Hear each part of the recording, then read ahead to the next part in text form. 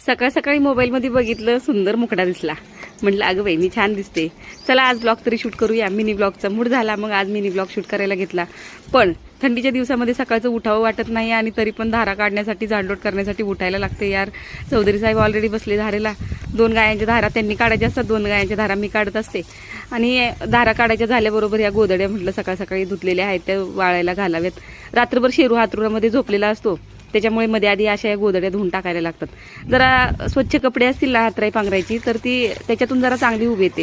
अरे पण इथं फोल्ड झाल्यावर सुकणार कशी ग बाई. या गोधड्या वाळायला घालेपर्यंत आली जाऊबाईचा पाय मुरगळा होता. मग ती माझ्याकडे जात्याची पाळी आहे, ती म्हणली तुझ्या जात्याच्या पाळीने आपण पायाचा मुडपा काढूया. मी कधी काढलेला नव्हता. ती म्हणली मी सांगते तू काढ. जशी जात्याची पाळी फिरवली तसं कडकडा आवाज आला. मला तर वाटलं मोडला बिचारीचा पाय, पण ती म्हणते माझा पाय सरळ झाला. मी पहिल्यांदाच काढला बरं का असा मुडपा. तुम्ही काढता का असा मुडपा?